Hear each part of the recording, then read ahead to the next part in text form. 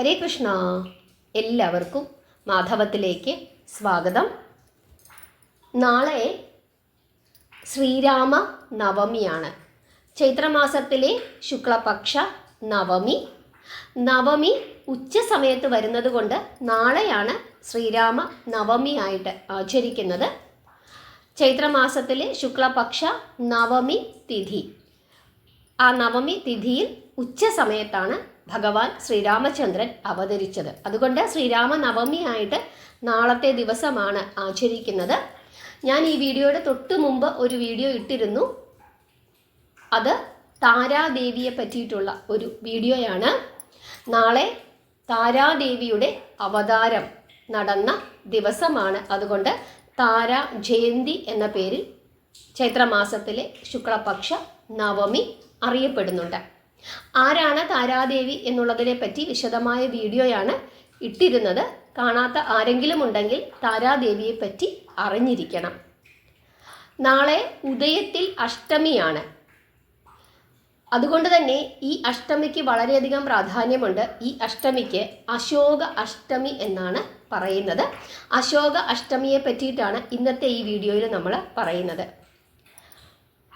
നാളത്തെ ദിവസമാണ്, ഈ ചൈത്രമാസത്തിലെ ശുക്ലപക്ഷ അഷ്ടമിയിലാണ് ഹനുമാൻ സ്വാമി സീതാദേവിയെ കണ്ടത്. അശോക വനികയിൽ സീതാദേവിയെ കണ്ടത് ചൈത്രമാസത്തിലെ അഷ്ടമി തിഥിയിലാണ് എന്നാണ് വിശ്വാസം. ആ കഥയാണ് ഇന്ന് നമ്മൾ ഒന്ന് നോക്കുന്നത്. ഹനുമാൻ ശ്രീരാമചന്ദ്രൻ്റെ ദൂതുമായി ലങ്കയിലേക്ക് എത്തിച്ചേർന്നിരിക്കുന്നു. അവിടെ എല്ലാവരുടെയും കണ്ണുവെട്ടിച്ച് പല സ്ഥലങ്ങളിൽ അലഞ്ഞു നടന്ന് അവസാനം അശോകവനികയിൽ സീതാദേവി ഉണ്ട് എന്ന് കണ്ടെത്തുന്നു. അതിനെപ്പറ്റി വളരെ വിശദമായിട്ട് രാമായണത്തിൽ പറഞ്ഞിട്ടുണ്ട്. അത് നമുക്ക് രാമായണം പറയുന്ന സമയത്ത് പറയാം. അങ്ങനെ പരിചാരികമാരെല്ലാം പോയി കഴിഞ്ഞപ്പോൾ ഹനുമാൻ വിചാരിക്കുകയാണ്, ഇതാണ് സീതാദേവിയെ കാണാൻ പറ്റിയ സമയമെന്ന് ഹനുമാൻ വിചാരിക്കുന്നു. രാത്രികാലമാണ്. സീതയ്ക്ക് കാവലായി നിന്നിരുന്ന രാക്ഷസിമാരെല്ലാവരും ഉറങ്ങാനായിട്ട് പോകുന്നു. അവിടെ ഉണ്ടായിരുന്ന ഒരു വൃക്ഷത്തിൻ്റെ മുകളിൽ ആരും കാണാതെ ഇരിക്കുകയാണ് ഹനുമാൻ. ഹനുമാൻ മുകളിലത്തെ ശാഖയിൽ നിന്ന് താഴേക്ക് ഇറങ്ങി വരുന്നു. എങ്ങനെയാണ് സീതാദേവിയുടെ അടുക്കലേക്ക് ചെല്ലുന്നത്? ശ്രീരാമചന്ദ്രൻ്റെ ദൂതുമായി ഞാൻ വന്നതാണ് എന്ന് പറഞ്ഞു കഴിഞ്ഞാൽ ഒരുപക്ഷെ സീതാദേവി അലമുറയിട്ട് കരഞ്ഞേക്കും. അതോടുകൂടി എല്ലാം വഷളാകും. സീതാദേവിയെ കാണാതെ തിരിച്ചു ചെല്ലാനും സാധിക്കില്ല. തിരിച്ചു ചെന്നാൽ രാമന് വളരെയധികം സങ്കടമുണ്ടാകും. ഇനി എന്തു ചെയ്യും? എങ്ങനെയാണ് സീതാദേവിയുടെ മുമ്പിലേക്ക് ചെല്ലുന്നത്? ഇങ്ങനെയൊക്കെ ചിന്തിക്കുകയാണ് ഹനുമാൻ. അവസാനം ഹനുമാൻ ഒരു തീരുമാനത്തിൽ എത്തിച്ചേരുന്നു. ആ ചില്ലയിൽ ഇരുന്നു കൊണ്ട് രാമനാമം മുറുക്കെ പറയുക. അങ്ങനെ അവിടെ ഇരുന്നു കൊണ്ട് രാമൻ്റെ കഥകൾ മുറുക്കെ പറഞ്ഞു. സീതാദേവി അത് ശ്രദ്ധിച്ചു. സീതാദേവി ചോദിക്കുകയാണ്, ഈ രാക്ഷസന്മാരുടെ ഈ കോട്ടയിൽ, ഈ ദുഷ്ടഭൂമിയിൽ ആരാണ് രാമൻ്റെ നാമം ഇത്ര മധുരമായി പറയുന്നത്? ഒരു പക്ഷേ അവൻ രാമനെ കണ്ടിട്ടുണ്ടാകാം. ആരായാലും എൻ്റെ മുമ്പിലേക്ക് വരിക എന്ന് സീതാദേവി പറയുന്നു.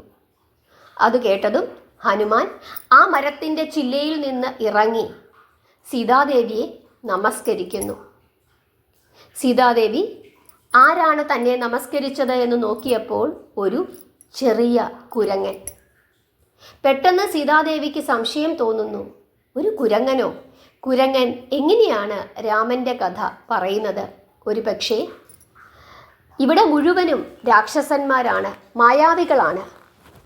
അവർ എന്നെ കൊല്ലാൻ വേണ്ടി വന്നിരിക്കുന്നതാവാം എന്ന് കരുതിയിട്ട് ആ സംശയം ഹനുമാനോട് പറയുന്നു. നീ രാക്ഷസനല്ലേ? നീ എന്നെ വധിക്കുവാൻ വേണ്ടി വന്നതല്ലേ? നിനക്കെങ്ങനെയാണ് രാമൻ്റെ കഥ അറിയാൻ സാധിക്കുന്നത് എന്ന് സീതാദേവി ഹനുമാനോട് ചോദിക്കുന്നു.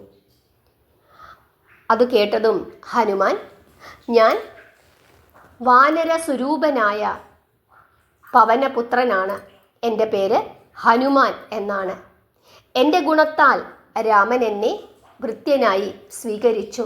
ഞാൻ രാമൻ്റെ ഭൃത്യനാണ്. ഞാൻ കാട്ടാളനല്ല, രാക്ഷസനല്ല. എൻ്റെ ശിരസിൽ അമ്മ തൃപ്പാദങ്ങൾ വെച്ച് അനുഗ്രഹിക്കണം. ഞാൻ അവിടുത്തെ പുത്രനാണ് എന്ന് ഹനുമാൻ പറയുന്നു. അപ്പോൾ സീത പറയുകയാണ്, രാമൻ്റെ ഭൃത്യനാണ് എന്നല്ലേ പറഞ്ഞത്, ഞാൻ എങ്ങനെ വിശ്വസിക്കും?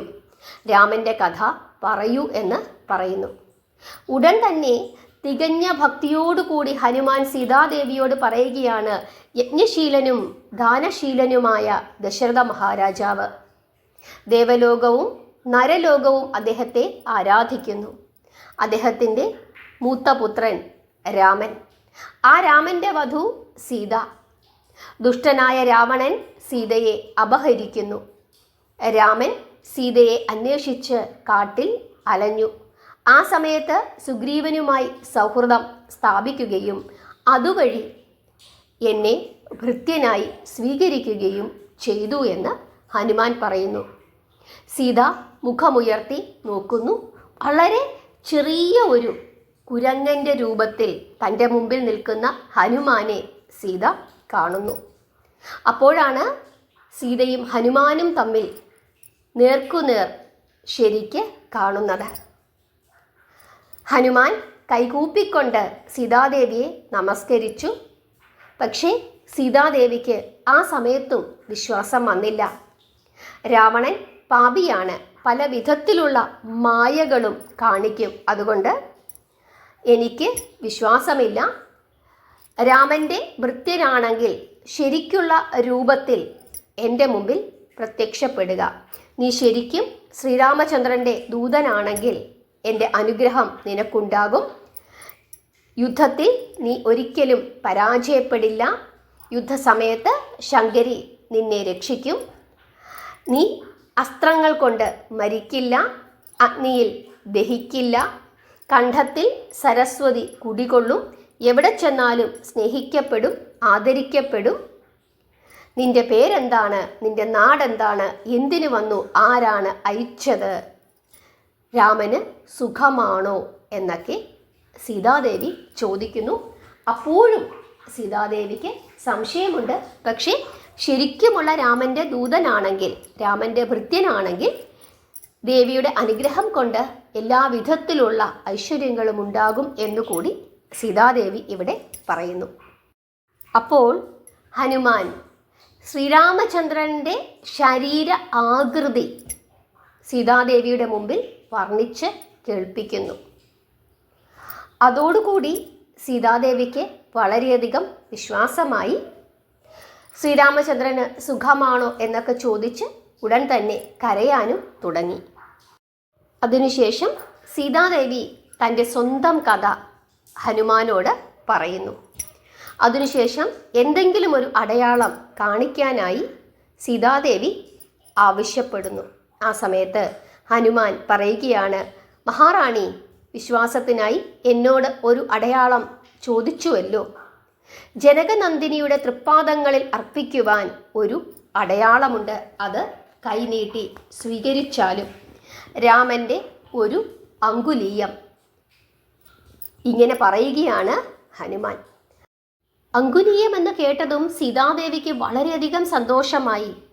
ദേവി കരഞ്ഞുകൊണ്ട് ആ അങ്കുലീയം ഹനുമാന്റെ കൈകളിൽ നിന്ന് മേടിക്കുന്നു. എന്നിട്ട് നിലവിളിക്കുകയാണ് സീതാദേവി. അങ്കുലീയത്തിനോട് കഥ പറയുകയാണ്. എന്നിട്ട് ചോദിക്കുന്നു, ഞാൻ കൂടെ ഇല്ലാഞ്ഞത് കൊണ്ട് നിനക്ക് വലിയ ക്ഷീണമായില്ലേ എന്നൊക്കെ ഈ മോതിരത്തിനെ നോക്കിക്കൊണ്ട് പറയുകയാണ്. പിന്നീടും കരച്ചിലാണ്.